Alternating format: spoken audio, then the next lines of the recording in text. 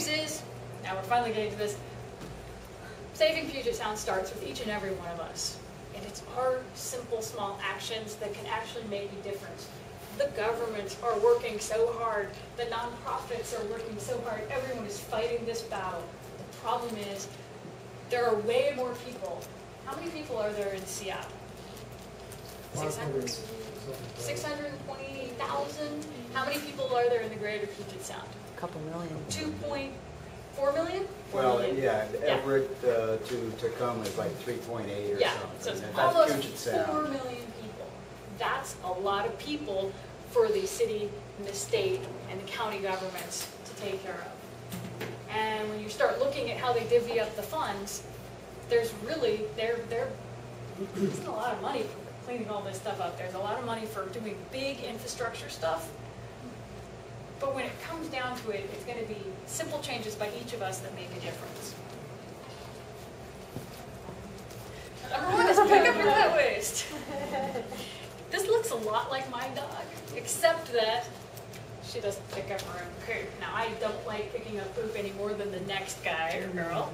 200 tons of pet waste are deposited daily into Puget Sound, or into the area. And so then when it rains, all of that goes into Puget Sound, and I don't feel like diving that day. Yeah. So, what can we do here? I have a friend who used to pick up every piece of dog poop he walked by when he was walking down the street. Now, he lived in LA, and there was a lot of dog poop. He used to say, you know, I'd see people and they'd carry batteries in their dog poop bag, so it looked like they picked up their dog poop. Really? Oh. He started getting so angry that he basically stopped completely.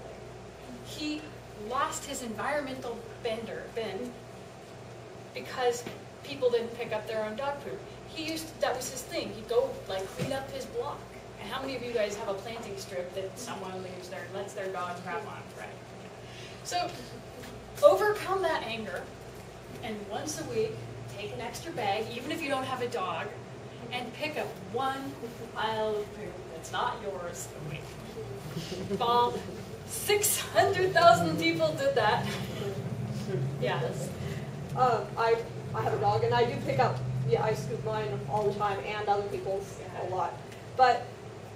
And I agree that that's better than washing into the sound, obviously. I don't think that putting it in the trash is really a very sustainable solution either. SPU says to do Yeah, that. SPU absolutely says So to do Oh, I that. know. Yeah. I know, I agree. When putting it in the trash yes. is better than leaving it on the ground, and better than washing it in the sun.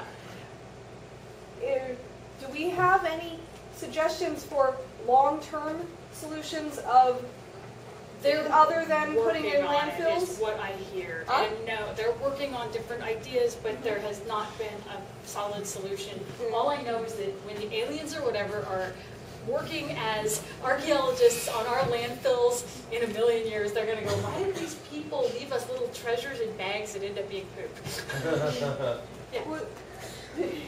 Also, I'm really trying to cut back on use of plastics, and I'm always, I'm really frustrated with having plastic that its entire purpose is to put it into the trash.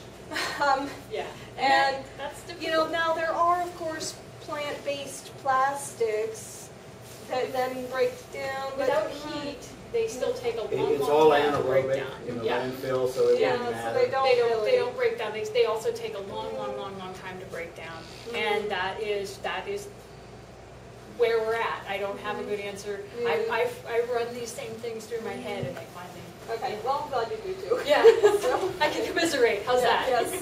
Bill. I think we shouldn't forget that historically, for thousands and thousands of years, poop got placed right on the soil, and soil filtered it fine, and It's the systems are fine. It's the way that we concentrate things.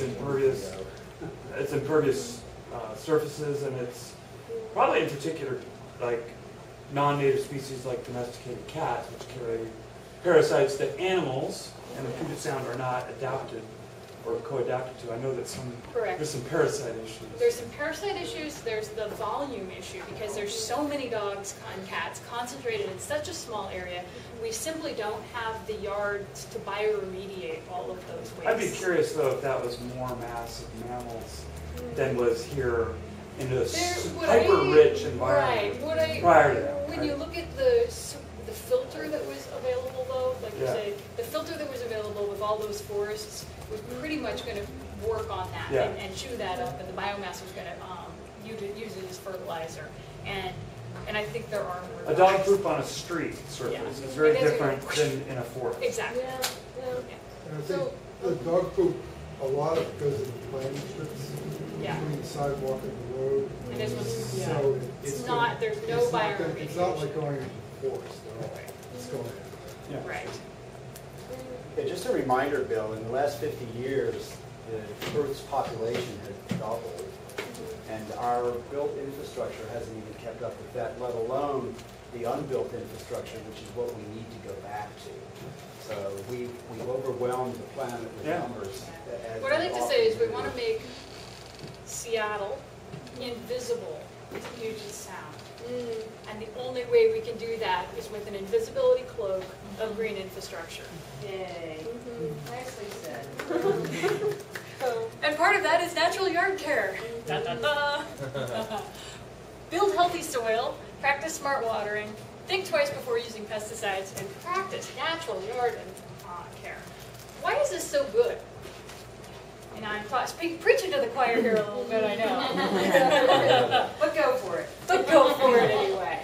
Healthy soils without synthetic chemicals. You have burrowing animals, insects, and plant roots, and fungi, and microbes. All this stuff bioremediates and eats up and chews up all of those bad things we were just talking about to get into it. You actually have microbes that can Eat oil. exactly eat oil and break up benzenes.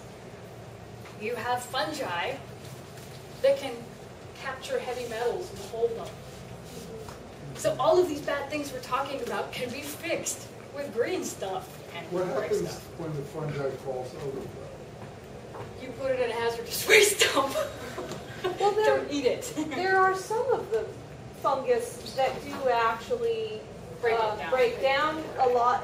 That will use certainly the oils, but any of the other chemicals too. Elizabeth Dunnigan, who has studied this stuff, actually says we need to dispose of those and carefully. We should not eat the ones that we're letting be. Yeah, we should eat it, but another kind of medical resource on that whole fungi question is Paul Stamets. Yes. I love He's him. pretty phenomenal. If you get a chance to Absolutely. hear him in TED person. Talk. Yes. He's very local too. Yeah, that's what I'm saying. We should Right get him here. we should get him as a guest speaker sometime. What about using organic fertilizer in your garden? Yes. Ta-da! Composting wood chips. Absolutely. All right, so tree bark. What is the purpose of tree bark? Is it to protect the tree, Keep the pests out. keep the pests out, and the water in, makes an impervious surface? No. So what happens when we go put out beauty bark? We lay Microorganisms down. die. It doesn't soak in. Correct. Because Doesn't soak in. it wet. Kills bugs. Huh. Everything we don't want, right? Looks really pretty though. To me, it looks like a apocalyptic garden disaster. Yeah. I see that and I'm like, no. So compost and wood chips are the way to go. That helps build your soil and make it healthy so we can do all these great things. One thing, if you ever want wood chips, you can reach out to your local arborist. And word to the wise though, make sure you hammer in a little stake that says put wood chips here. And Where make you sure it's want a big them. enough space. Yeah, and make sure you have a big enough I space. just got a load, and you said, the time before, it's about 10 yards. I was prepared for 10 yards, and now they have bigger trucks that have 15 yards. Yes.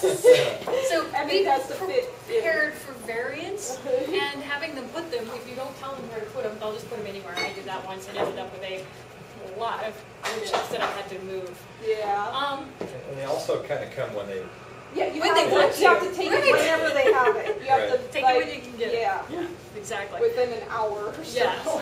So one thing I noticed, and this has to do with the burrowing animals, and how many of you have had a problem with moles, like right now, like the past 3 weeks, and there's mole hills everywhere, Moles right? are good. I like Moles are moles. great, right? Wildlife That's the is all good. Wildlife is all good, but some people don't like them. No, When the I moles first are moved- actually really good. Yeah. Yeah. When I first moved here, I was like, oh my God, I can't mow my yard. I know I don't want a yard, but I live in a rental, so I can't really get rid of the yard, but I'm supposed to mow it because I'm supposed to keep it, a certain amount of nice looking, and I just want to let it all go wild. So I'm like, what do I do with these moles? And I'm like, trying to figure out safe ways to do it, and ways to get rid of them without, make them not want to be there, have the dog running around, whatever. Well, the next year after I decided, what the heck, I'll scoop up all the molehills and put them into my planter, and all my plants were really great in the next year. In the areas where there were molehills, I flattened them out, mowed over them. The next spring, the grass there grew like crazy, like 10 times as good as the other grass. And so everywhere there was a molehill, I now have crazy grass. So that was a very visual, vivid picture of how great the moles can be for your yard. And just pick up that molehill and turn it into planting soil, because boy, the plants really like that too. So those would be my recommendation if you've got a mole problem like I had. There's lots of online resources. All of these are available on our website, toxic.org.